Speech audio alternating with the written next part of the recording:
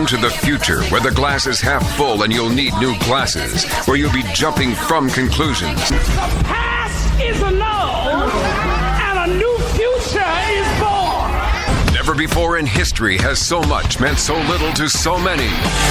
AD on the radio.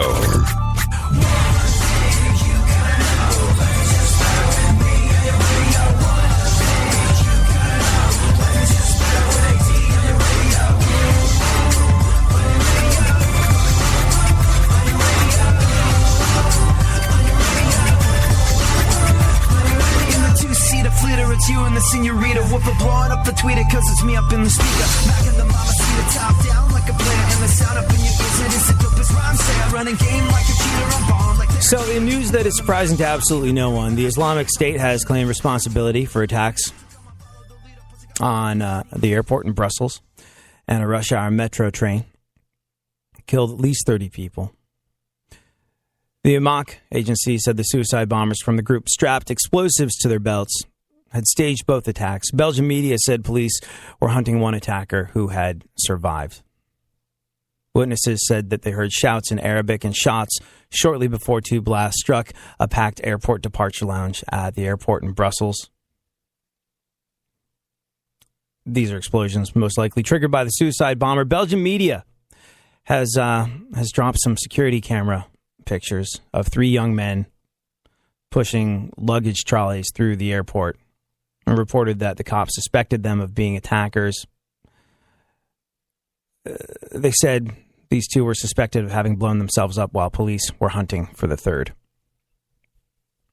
So not a lot of people know this about me. Like my upbringing is kind of scattershot. So when people go, "Where are you from?"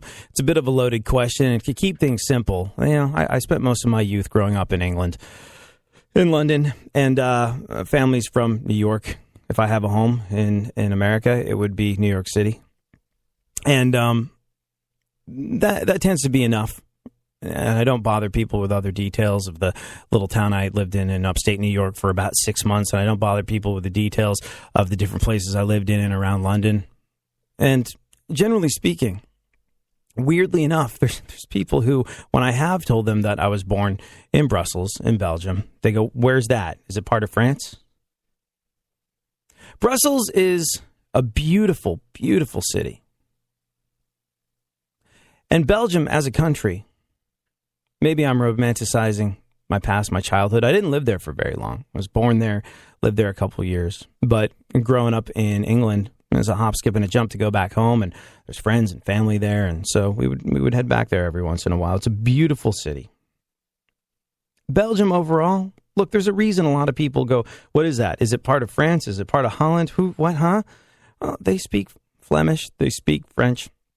There is an understandable level of confusion around Belgium. I suppose you could call it, as beautiful as it is, on the world stage, well, it's not the most consequential country out there.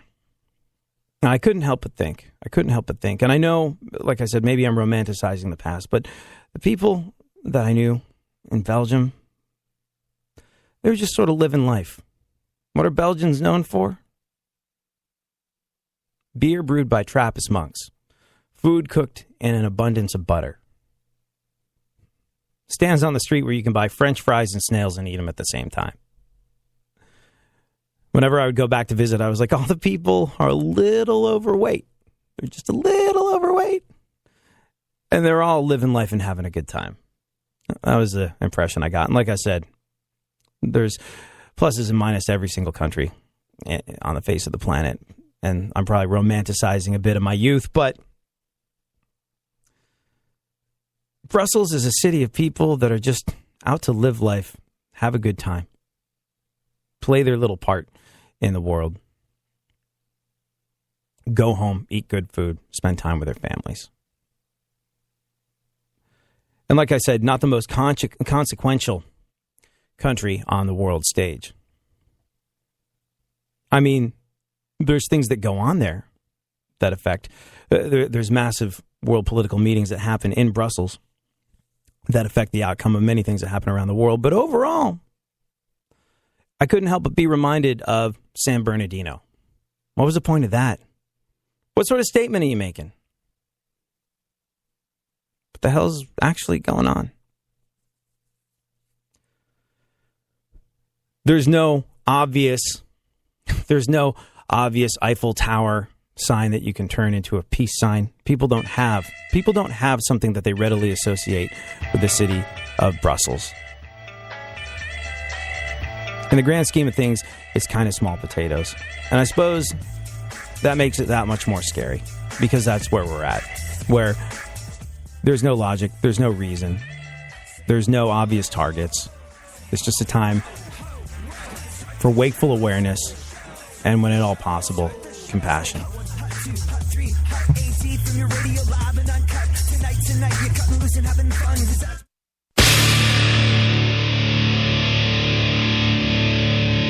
Where the left and right come together for fundamental truths.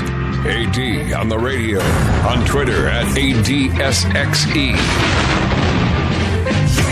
I do what I want, when I want, how I want. Every day you're going and working, running that rat race at that pace and that place will leave a bad taste for anyone, everyone working day after day. So buddy, I gotta say for you, there's gotta be a better way, yeah. And you do what they told ya, company man, feel it, a mindless little soldier. How can you live like that and maintain your composure before it's begun? Your life's already freaking over, yeah. I do what I want. So I'm looking at ComedySupply.com. Tickets to go see Steve Hofstetter, Danny Jolles, and Matt Ritter at Bombshells in Orlando, Florida. This coming is it Sunday, March 27th? Yeah, Sunday, March 27th. Just $5, which is an extraordinarily low price to pay for the amount of ha-has and hee-hees I am confident that you are going to be having. And we are privileged to have on the show today, if you happen to be in Orlando, note this in your calendar, head over to ComedySupply.com, pick up your tickets to go over to Bombshells in Orlando, Florida, to see Steve Hofstetter, Danny Jolles, and Matt Ritter as they combine their love of baseball with a comedic road trip. We're joined by Steve and Danny on the show today to talk about what exactly is going on this weekend. How you doing, guys? Doing good. How are you? What's up, AD? So, how many dates are you doing around Florida? For those that have missed the show that Steve's been on in the past, explain the theory behind this road trip that's happening. So the idea originally, we were like, Danny and I were talking. We're both big baseball fans. I'm a Mets fan, and he is a fan of the team that shall not be named. Nationals. So Big time fan. I told you not to name it. So Are you from Canada? So we were like, well, we should go to spring training. Wouldn't that be fun? Let's see if we put some shows together and go to spring training. And then Matt Ritter, who's also a buddy, was like, hey, do you want to go to spring training? We're like, we're going to spring training. So, and he was like, thanks for the invite, guys. Yeah, exactly. We're like, you should check your spam folder. Is it in your spam folder, maybe? Yeah. So we decided, you know what, let's put some shows together and go to games. And by the end of it, we ended up with 6 shows in 5 days and 5 games also, and a couple of interviews for my podcast. So we're going to be very, very busy and very, very tired. Yeah. That's awesome, though. Like, where are you, what day are you playing your doubleheader on? If you're doing 6 shows in 5 days, what the 28th. So on the 28th, we're doing a college show at 6 in Sarasota, and then we're doing a bar show at 8:30 in Bradenton, which is right near there. I feel like that old Stovetop commercial where, like, Billy's mom's cooking Stovetop at 6. I'm going to eat at 8. Honestly, so much of this schedule, I'm just taking Steve at his word for any of this. Right. He's like, yeah, it's 6 and 8:30. They'll be around. I was like, all right, sure hope you looked at a map. Yeah, we looked at a map. There might be 1 or 2 games where we'll have to leave in the 7th inning or so. Just to make it, but it's spring training, so it's okay. I'm excited. Yeah, but it's cool. It's gonna be awesome, and we're getting to games early also because one of the players hooked up some tickets for some of the games, so we're gonna get to go see batting practice and all that stuff, and do all the fun pregame stuff for spring training, which is kind of more fun than the game actually. Do you eat peanuts and Cracker Jacks? We buy them, but we don't eat them. The song only says to buy them. After that, we don't know. Well, and also they're LA comedians, so like, I remember. Do you have organic Cracker Jacks? Yeah, I remember seeing a friend from LA once post a status on Facebook saying, like, I'm so hungry I could eat a carb. So let's be real here about the about peanuts and Cracker Jacks. Awesome. Probably not happening. So let me ask you this: have popcorn made with almond butter? Yeah. In Florida, they for sure are going to understand all of my dietary restrictions. Yeah. Do you have dietary restrictions? Like I'm ballpark trying. diet? No, not anything really. I'm trying to eat healthy, but I also go into a spring training 6-day trip knowing what's going to happen.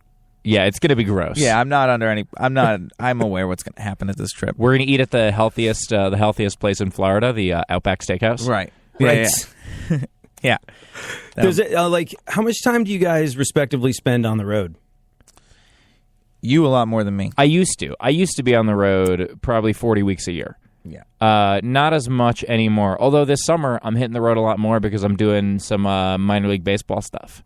Danny, I didn't even tell you about this. What are you doing? The Columbus Clippers have hooked it up so that I'm not only throwing out a first pitch for them, but I'm judging their hot dog race. Have to. I'm T-shirt cannoning into the crowd. Oh, that's the actual dream. I'm shagging flies during BP. Oh, that's so cool. And I'm also going to join them on their in-game broadcast too. So it's going to be crazy stuff. So I'm just booking gigs around it now. That shagging flies thing would make me very anxious. I just bought a new glove for it. Oh, I'm sure. Man. Yeah, I'm doing the whole put the glove oil on and putting it in the oven, all the crazy weird stuff you do to break in a glove in 4 days. I mean, these players are going to be watching you as you try to catch what are the hardest hit balls you've ever seen in your entire life. Yeah, it's going to be, and also having not done anything like it in 10 years. Oh yeah, no, you're in big trouble. We're bringing Mitt to Florida. We're practicing. It's going to be horrible. So, how many first pitches have you thrown out? I know you've done one or two. Is that a thing for you on a regular basis? Well, yeah, I've thrown 10. I actually just found out this morning I'm doing one for the White Sox this season. Nice. And then I'm going to do a bunch of minor league ones. So I'm doing White Sox, Columbus Clippers, and Bowling Green Hot Rods, which is single A. It's the first time I'm doing single A, and that'll be fun. But yeah, it's a fun thing I like to do. So I'm putting shows around it and making little baseball trips. I was offered a first pitch at a Mets Padres game, and I just don't. I've never done a first pitch before. I grew up pitching in high school. I've pitched. I know how to get the ball over the plate, but the level of nervousness that overtook me when just the suggestion of it, I was like, I don't know. No. So I've been offered one of the greatest opportunities I've ever had in the world of sports, and I think I'm going to have to politely decline. Maybe you can talk me into it later. About 10 with puppies in my face, and Dad gotta join the human race. Time for a yawn and a stretch. Don't get the blues, get all the news. We mean all of you guys out there in Radioland. All aboard! He's back. AD on the radio. Give it up, yeah. Give it up, yeah. Bring this on, come on, come on. That's the way you do what we do. That's the way you do what we do. That's the way you do what we do. You do what we do. You do what we do. That's the way you do what we do. That's the way you do what we do. That's the way you do what we do. You do what we do. You do what we do. Well, it's a new one. Here I come again, coming again, taking it back to the place where I'm picking up the pen. And before I started, it's already a killer. When you know that you're good, I gotta say that it's a thriller. Hey, so I'm going through the bio information that we have. I mean, we've had Steve Hofstetter on the show a couple of times, and those people that have caught those appearances know that he is the senior comedy correspondent for Fox Sports and host and executive producer of Laughs on Fox Network, and has over 27 million views of him handing hecklers their asses on YouTube. A lot of people are very familiar with Hofstetter's work. And Danny Jolles, I was looking at your bio. I was going through it, and again, similarly, very, very accomplished individual. And for people that don't know, he's had sketches appear on Tosh.0 and MTV and Funny or Die. He hosts the upcoming interview show Danny Has Problems. And well, I was skipping down to the very end of your bio. Some of the stuff I knew about you, some of it I didn't. But you opened for Aaron Carter. I sure There's did. a Floridian connection right there. Brother of Nick Carter of the Backstreet Boys. Aaron Carter had a very short career and a very long drug problem, and Danny opened for him. What was that like? I love this story. It turns out it was a nightmare. Well, you might think it was great. It was. I was supposed to do a college gig, and about a week before, I got a phone call, and they were like, "Hey, we're gonna just have you and Aaron Carter do the show," and I was like, "That's a horrible idea." And and they were like, "Well, we're going to pay you." And I was like, "Well, all right." and so we I So, showed. all right, how long ago was this? It was about a Super year quick. ago.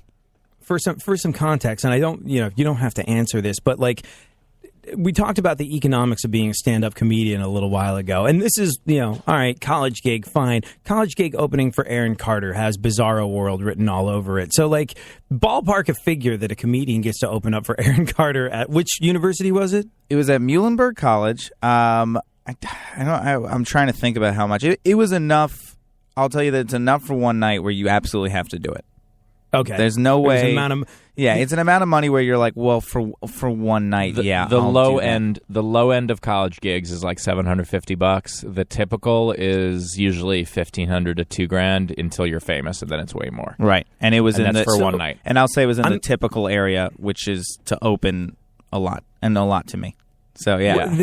The funny thing is about like colleges is like my band, like I'm familiar with this gig because it would be a weird thing where my band we'd be out on tour and we were with like a real booking agency that would put us on tours and stuff like that, and in between we had a college agent that would book us into colleges where we played a lot, and most of the shows were great. Most of the shows were awesome, where it's just like, hey, a bunch of people that know you, they've heard you on the radio, they show up, and it's an awesome time at a spring fling or something like that, and you get paid really, really well, and it's super cool. But for those that don't know the weirdness of playing colleges, as much as there are awesome gigs, there's times where it's like, all right, so you're going to be playing a cafeteria at lunchtime. It's like, no, absolutely not. Well, it's part of their Rush event, and seriously, no, absolutely not. My record was at number 10 in the charts a couple weeks ago.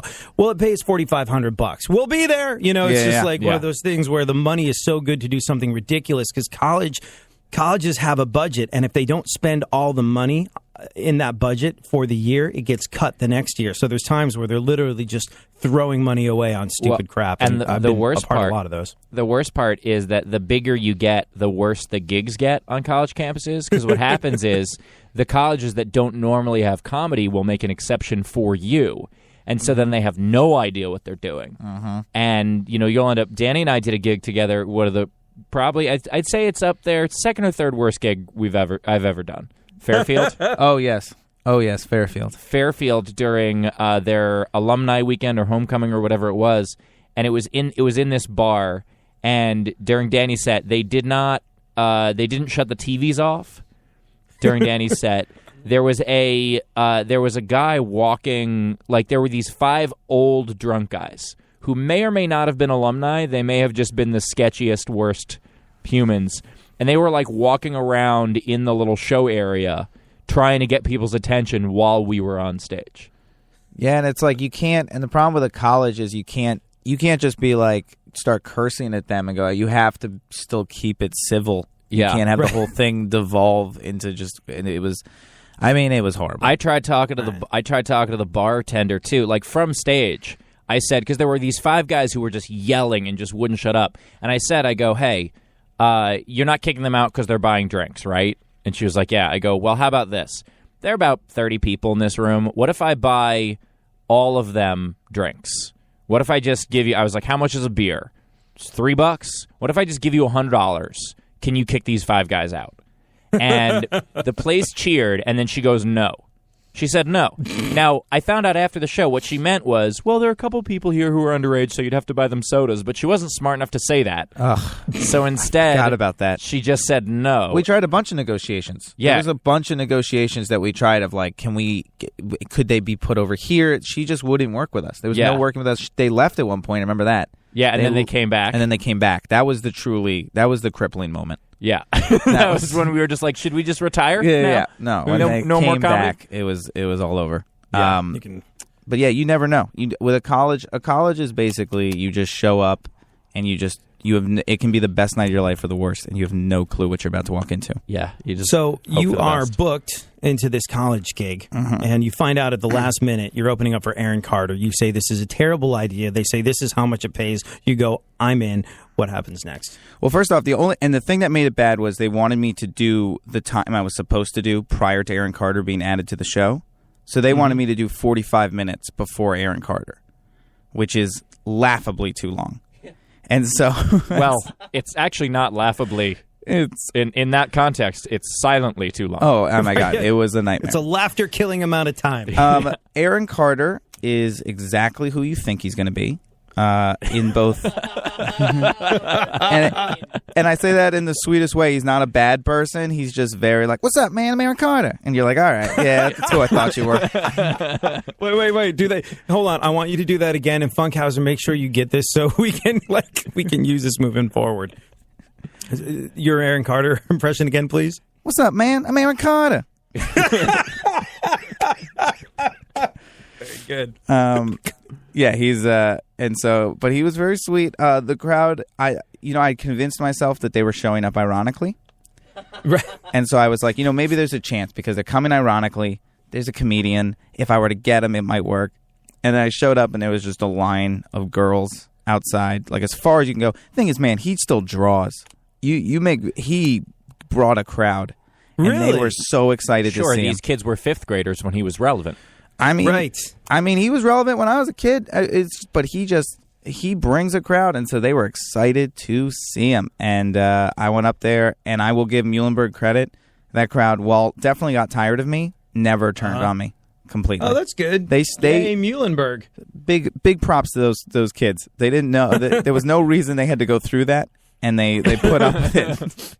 They did a really good job. Yeah, and it was and then he did his show, which is phenomenal.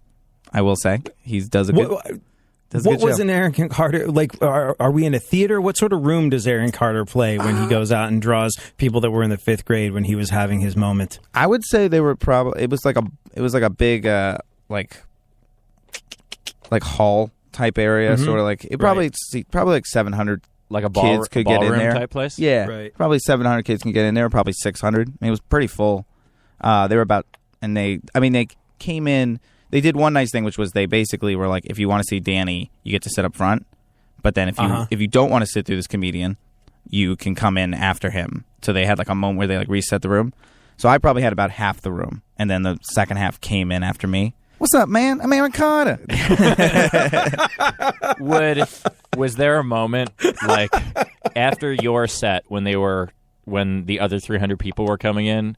Did you like feel bad that those people were like actively choosing like, no, I don't want to see Danny? Honestly, the fact that the other 300 didn't walk out in protest of what their school was making them go through was enough where I was like, oh, no. I was on their side. I was like, this shouldn't be happening. Isn't that so terrible when schools like just jam other... Like when I was in college, Outkast came and played. And it was awesome. And we were very excited. And we were there from like early in the morning because they were playing outdoors. And so there's like this steps area that we like... And so we sat right in the front of the steps to make sure. And they figured, well, people are sitting here all day. We've got, a captive audience. We've got a stage and sound and lighting. Why don't we put the Columbia String Ensemble on while they're waiting? And so they just forced these poor students to play classical music to a hip-hop crowd for an hour, while just in the middle of the day, just to interrupt us. Ugh, that's the worst. Interrupt our pre-gaming. That's horrible. We had to put our 40s down. Mm-hmm. It was terrible. And listen to a concerto. Yeah, there was no reason for that to happen. I hosted a gig at a symphony a little while back, and Yeah, that I makes thought it was sense. going to be. I thought it was going to be awful. They booked me in because it was actually a cool night. It was like the San Diego Symphony plays all Danny Elfman's music from Tim Burton movies. Tim Burton had donated a whole bunch of sketches that were like his conceptual sketches from all these movies that were sort of like projected onto a screen behind the symphony. It was actually like a really great night around Comic-Con in San Diego. But they're like, hey, do you want to host it? I was like, okay.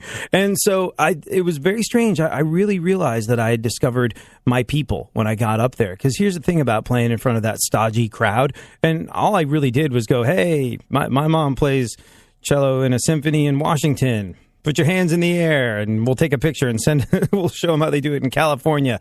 And they loved it. Like they loved it. They ate it up with a spoon. And like when I got off stage, like, I say, it was really fantastic, don't you know? We need things like you to liven it up in these situations. Are you coming back anytime soon? I was like, I had to do nothing and they were thrilled. It's just a better audience to play in front of than you think. Yeah. Well, I did a show once. It was like this synagogue benefit show in New York. And I had to open, and then I had to go on between the acts. So first I open, it does not go very well. There was actually a woman that yelled, this like 85-year-old woman. Wait, hold on. You got heckled at a synagogue benefit Yes. show? Well, she yelled. It wasn't really heckling as much as she yelled, "You're going too fast!" Like it was just, and it just wasn't going very well. It wasn't terrible, but it wasn't going very well. And so then after me, a cantor went up and sang in Hebrew for 20 minutes. Like operatically. And then I went back up and murdered because the crowd was so bored from the cantor. Because It put you in context. absolutely, they were just like, oh, he's saying, first of all, language I can understand. Great. Yeah. Like, second of all, not the same note for 5 minutes at a time. So my second set on that one, absolutely slaughtered. One of the better sets I've ever had. I was like, thank you, boring cantor. Thank you. Well, maybe you should get a cantor to open up for you on the road. I mean, like, you never know what the dream situation is. For Aaron Carter, it was having Danny Jolles open up for him. For you, He had a great set. See? I set him up to succeed. Some comics do that. Some comics will bring a bad comic with them on the road to make them look better in comparison. I won't put my audience through that for 15 minutes. I won't. Like, I can't punish them like that. I know people who have done that. It's so gross. Yeah. So gross. Speaking of that, Danny, you want to come open for me? And Yeah, absolutely. Happy to do it. I want to get So some you of that guys are Aaron doing- Carter money. Yeah. You guys are doing 6 shows in 5 days. Yeah. You guys. Oh, by the way, did you hear Aaron Carter has officially endorsed Donald Trump? Oh, I heard. That's not. What's yeah, up, no, man? that's a I'm Aaron thing. Carter. Everybody I know informed me, and I was like, yeah, I don't know. That makes sense. Yeah. That's about what I thought. I disavow, okay? The the new endorsements Donald Trump picked up this past weekend, just gone by. It was Aaron Carter, Flavor Flav, and Scott Baio, Chachi from Happy Days. And I was like, these people realize they don't have to suck up anymore, right? He doesn't do the Celebrity Apprentice now. He's running for president. It's very, very strange. He's got them. He really does have like the surreal life contingent supporting him. Like who? I've met Scott Dennis Baio a bunch Rodman. of times. Dennis Rodman is a Trump endorser. Scott Baio. What was meeting Scott Baio like? I guess we'll discuss that when we get back. Thank you, Steve Hofstetter and Danny Jolles. Where can people tweet you? At Steve Hofstetter. At Danny Jolles.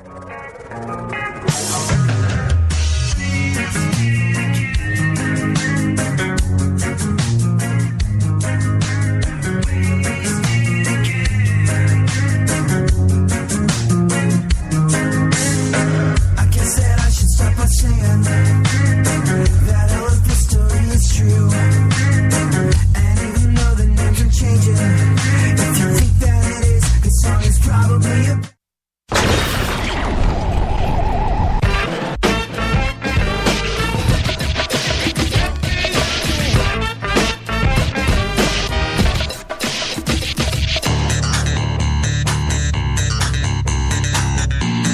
Now, more AD on the radio. back once again. The ill behavior, delivering and giving you a musical savior. Back once again, it's your boy AD again. Nobody rock a party better than me. Back once again, the ill behavior, delivering and giving you a musical savior. Back once again, it's your boy AD again. Nobody rock a party better than me.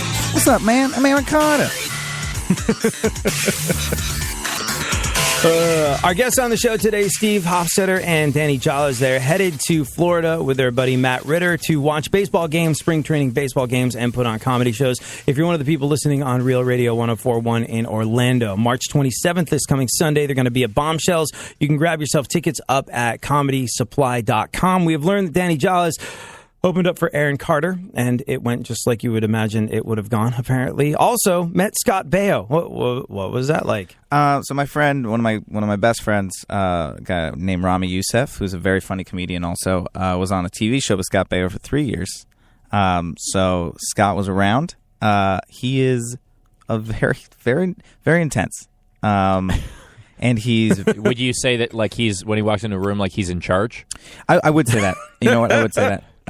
He's very conservative, and he's not ashamed to tell you about it. But he's actually like me and Rami both walked away. He's not a bad guy. He's like, he just has different viewpoints, but he's a decent dude. How is Rami dealing with the fact that he is Muslim and Scott Baio now wants him deported? They joke about it. That's the sort of person Scott Baio is. He's like, these are my beliefs, and but he also, I know you and you're my friend, and Rami's like, I respect the fact that he's very respectful. They talk about it. They've talked about it. You're my friend. Once you're deported, will you write me? I think in his mind, if you're born in America, you're fine. But I mean, I think, it's a slippery slope sort of stuff. Yeah. It's a little tricky. But yeah, he told Rami though before. I mean, Rami and him, he talks to him all the time, even after endorsing Trump. That's amazing. And and poor Rami. Yeah. He's gonna have to leave. It's gonna be a tough. So wait, break. I missed this. I know Scott Baio is very conservative. I know he likes Trump because Trump speaks like him, and I know that I have a general sense. But what was his whole sort of like stance? What is the, because we tackle the big issues on this show? What is the Scott Baio stance on the deportation of Middle Eastern folks? Like, what is his line that he drew? I mean, I don't know because I wasn't on the phone call. I don't really know. I just know that he's, well, we know what Trump's is. Yeah, we know what Trump's is, and it's pretty close to that. I disavow, okay? When is Emmanuel Lewis going to come out and endorse Trump at this point? Like, who else are we missing? It's true. There's a list. Man. Vanilla Ice. Whoa. Sergeant Slaughter. Uh-huh. Like, I'm just... I was going to say a lot of professional wrestlers should be coming out soon. Yeah. Endorsing him or is, just coming out? Yeah. Hopefully a little bit of both. It is a tough road to hoe, though. Like being a conservative in that sort of in that world. Like a buddy of ours, Randall Reeder, who he was in Harold and Kumar, escaped Guantanamo Bay. He was he actually had he was really funny in it. He had a decent sized part, like a top billing part in Deadpool as well. And he is about as conservative as it comes. So, but like Tea Party conservative, and existing like that in Hollywood, he was like, you really pick up some very good getting along with people skills. He was just like, it's very different from being in small town Texas where everybody agrees with you all the time. He was like having my viewpoints and going to exist in Los Angeles was probably the best exercise in humanity I've ever gotten. Like living around people that believe things that are completely different to you 9 times out of 10 will make you grow as a person, while figuring out a way to remain true to yourself. I was like, oh, that's an interesting one. I don't know if Scott Baio ran with that ball, but possibly make you believe smarter things too. Yeah, well, but I'm just being a jerk. Well, no, but I actually think it's like, I think a lot of people have been coming down on these celebrities who endorse people. Yeah, but I do think that they're allowed to do that. Like Scott Baio is allowed to like Donald Trump. He didn't do anything wrong. He just has a different viewpoint on the world than me. I'd love to try to talk him into it, but talk him out of it, but he's allowed to do that. I don't know. I think we've been jumping down these guys' throats. Well, I think part of it just depends on why, though. Like, I never realized how insulated we were as comics until I started talking to more baseball players, and I have a bunch of them on my Facebook feed now. And there are some, especially some of the guys who played in like the 80s, because they're older now, and some of their viewpoints, like there's a lot of just like. It's rare for me to see someone on my Facebook feed call Obama a socialist Muslim communist, which, by the way, you can't be those things at the same time. I mean, that's a lot. Just not how it works. That's a lot for one. Be like, that damn Christian Jew. What? How did that? Okay. But yeah, it's weird for me to see that in my feed, and now I see that in my feed, and it definitely makes me decide who I liked as a pitcher. Yeah. See, I don't know. I grew up in Virginia, so I grew up.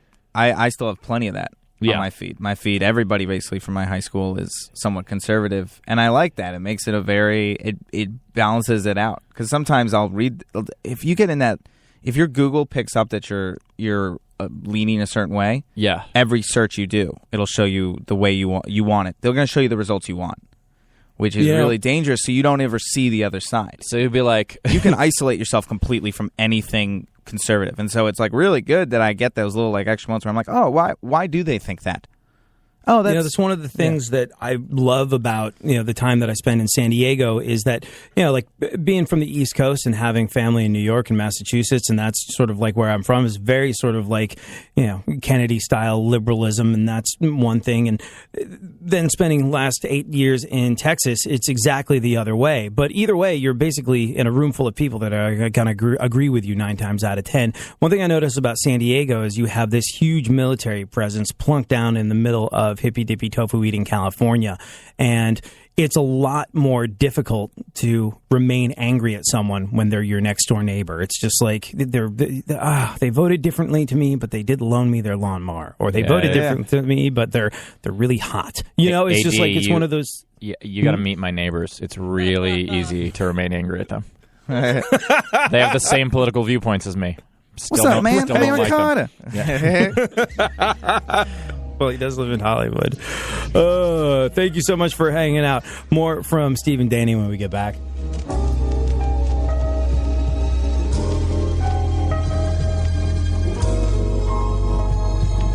Jamming on the one like Theo Huxtable. Days like this when I feel untouchable. I try and make up for all the wrongs I did by living my life like a Cosby kid. Jamming on the one like Theo and Stevie. I know it sounds crazy, but you gotta believe me. When I feel like I just can't make it through, I try to think, what would Cliff tell Theo to do? Man, sometimes it's just so hard to be a good person. Try to be that better version of all the potential people that you got living in your mind. It takes more than happy chance and circumstance. You gotta decide that you're gonna keep your head up and treat people how you want to be treated. Hold doors and be polite. Try not to be conceited, but sometimes kind of sort of all. There's something happening here, and you should know what it is. The Dumbing Up of America. Now, more AD on the radio.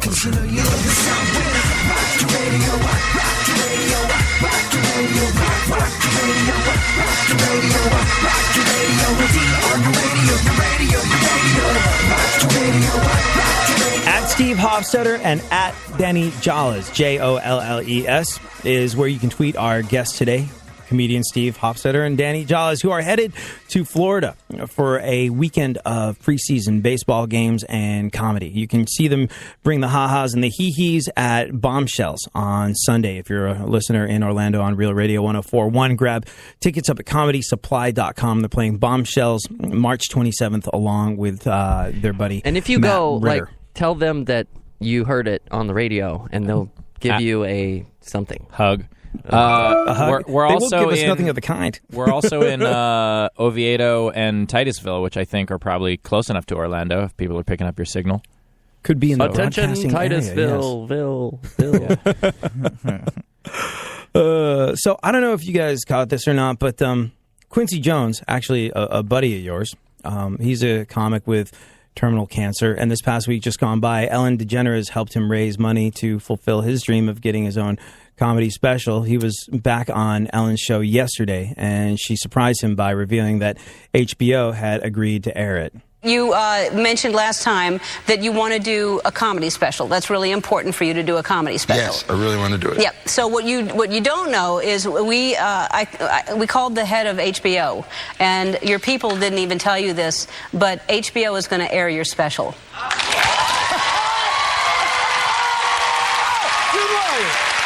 Are you serious? Yep. Are you?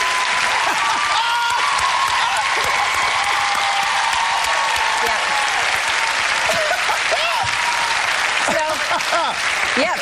I mean, there's water if you want. Please, please, yeah. please.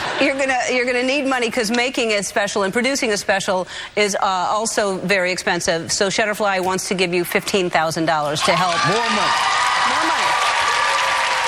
And just so we're aware of what he does, I love this. Yeah, no, this is quality stuff as far as I'm concerned because it involves brunch.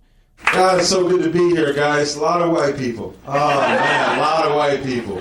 Gonna come right out and say it. I love white people. I do. They invented brunch. So it's a good thing. Keep it up, white people. Late breakfast? What? Oh, no.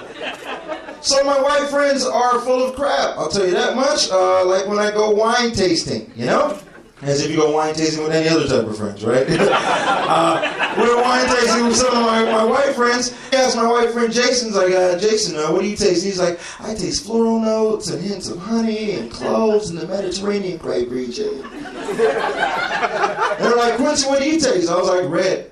Red, wine, emotions, right? Now I'm kind of drunk. Right now. Don't even know why I'm here. So this guy's a buddy of yours, especially of Danny's. You say he was one of the first people you met when you moved out to L.A.? Yeah, I met him early. He's like a guy that he's at every open mic. Particularly when I first came out here, he just hit. I think he did 1,000 shows in a year. He did at least 3 mics a night. Wow. Around shows. So he was like a grinder. So there was no way not to know Quincy. But also he's just the coolest, nicest dude, and it's been really weird. I mean, the whole thing, like my girlfriend and I were talking about, because it's like we've known him for forever, and he's just like, the whole thing. It's like it's been so sad and then so happy at the same time. It's like very mixed emotions, just towards the whole thing. And the weirdest part is, I think he's getting all this attention because of this situation, but he's an amazing comedian. Like he totally, I think, would have gotten all this in a couple years. Right. This is obviously like sped it up and made it like a weird extra element, but like he would have gotten all this. He's a great comic. I'm really excited for the special. I think it's gonna be great. But it's a beautiful little story, and it's the same thing with it's weird seeing your friends become a feel good story. It's a very interesting, weird thing. Like same with Drew Lynch on America's Got Talent. Yeah, who was the stuttering comedian, and it was like this beautiful thing. Everyone being like, "Oh my god, it's amazing!" It's like, well, that's my friend Drew. I don't know. All right, I guess it's an amazing story. It's very weird, but it's so exciting for him. Can I pause to make fun of 2 things, though? Oh, please, absolutely. Go ahead. So, remember, it's a sensitive issue. Here we go. One, in the clip in Ellen, one of the things I picked up. Did you hear the idiot that started applauding as she announced it instead of waiting for the end of the announcement? I did. It was one of those things where we're just like, really, you're going to ruin this moment? It would have been so funny if they had to do it again. Yeah. Sorry, we're going to have to do a retake on that whole thing. Could we just Quincy, could you just imagine that we just told you the most surprising, amazing news you've ever heard? But like just play it off? Quincy, go back to the way you were prior to knowing this amazing moment and relive it. There was just one person in the audience that wanted this to be about them. So the other thing is, and this is the saddest state, like this is the saddest comment on the state of comedy and on like open mic comedians. There are people who legitimately are talking about how they would want to get terminal cancer in order to get an HBO special. It's not joking around, being like, yeah, I would do that if I knew. Yeah, I would take that trait. Like there are people who are legitimately. Oh yeah. Oh, I've heard multiple people say it to me because I don't think people know, and it's just like you're out of your mind. Yeah. You're crazy. Be like, how about you get started on that first part of dying, and we'll work on that HBO special. And I can't stress enough, he has an hour. Quincy can do an hour. This isn't like he is not an open micer anymore. Really, he still goes around because he's just like so dedicated. But like, he probably should have like a half hour at this point. But like, he still should have a special. I got when I was much younger, I got very, very sick, and I lost 30 pounds in a month. Oh. And I'm not someone who can lose 30 pounds at all. Yeah. You ever find that? It was, yeah, exactly. And that's why I look like this now. That's why I'm so disgusting. Hey. And so, no, but I was like straight up emaciated to the point where like my friends would see me and be like, what the hell happened to you? Yeah. And I would tell people about that. And I had girls say to me like, oh, I'm so jealous. And I was like, you understand? Like I couldn't move. I couldn't get out of bed. Like, you understand how bad this was? Like, yeah, but it was like so... But you like dropped all that weight. It looks so good. Like, oh my gosh. Yeah. What's your secret? It's like being jealous of the handicap because they get good parking. Like it's a terrible, terrible idea. Minus that one thing, it's a nightmare. Yeah. Well, I mean, here's the thing about the two of you. You know, like Steve's been on the show a couple times now. Danny, you've been on the show. This is the first time we hope to have you back. But the thing is, like, you guys seem, for the most part, reasonably unbroken. You know what I mean? Like, as comics go, you seem to have it together. You seem to be happy and or well adjused in terms you gotta of talk how to you're Danny going more. through life. Right? Yeah. No. Like. You know, like the tragic part of people saying, "Oh, yeah, I know, I'd be willing to die from cancer for a half hour on HBO." Like, it's discouraging how unsurprising I find that piece of news. Yeah. I think comics, on the whole, and there's obviously exceptions, but I think comics aren't any more broken than most people. They're just more open about how broken they are. I completely disagree. I think they are both more open and more broken, because it takes a broken person to need that kind of attention, to go through the garbage that it takes to become a professional comedian.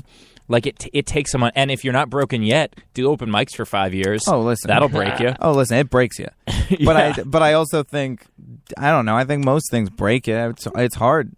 I'm not saying that other people aren't also broken, but I refer to comedians as broken toys. Like, yes. we are people who desperately crave attention, who have something wrong with us, who most of us were bullied in a profound way growing up. And, sense of humor is not normal. It's a defense mechanism.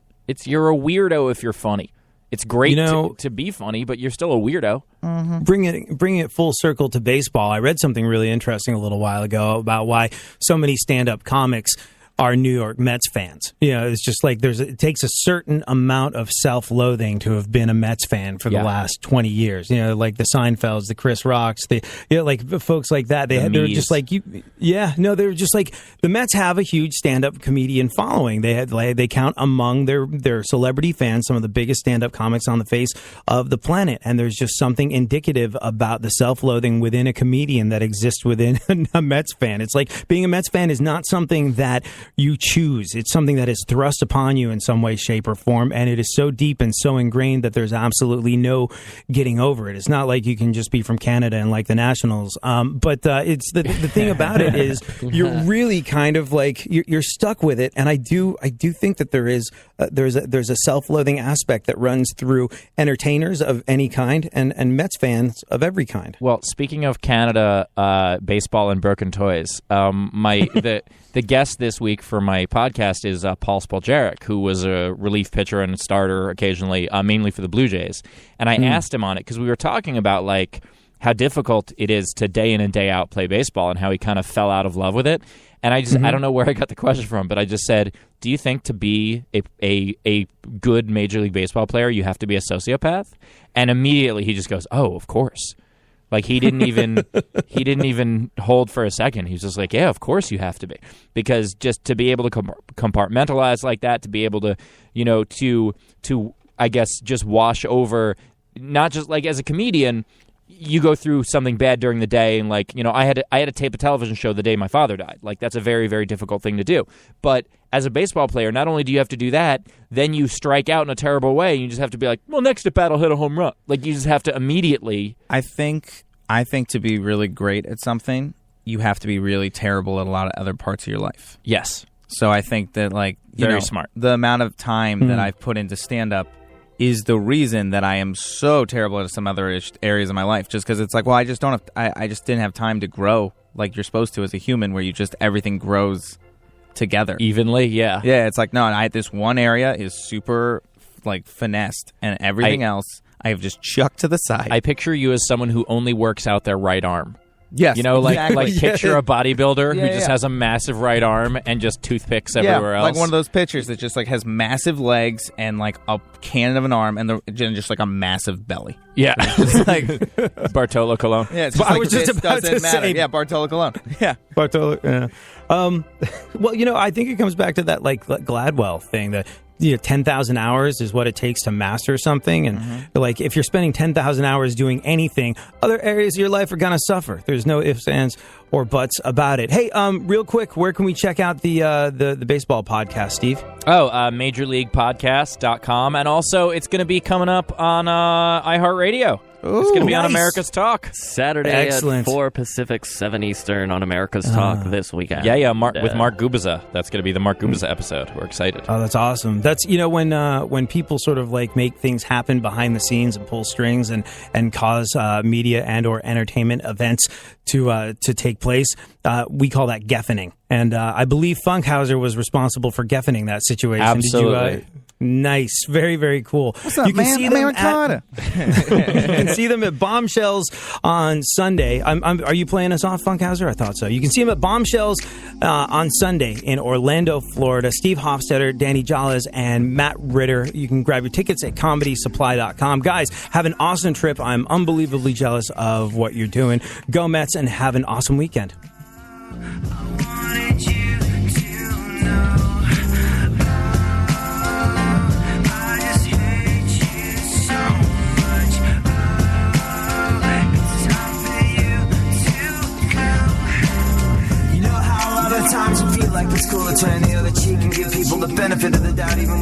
deserve it. And sometimes you feel good about yourself for being a better person. And doing that, well, this is not one of those times. I don't think you realize it's on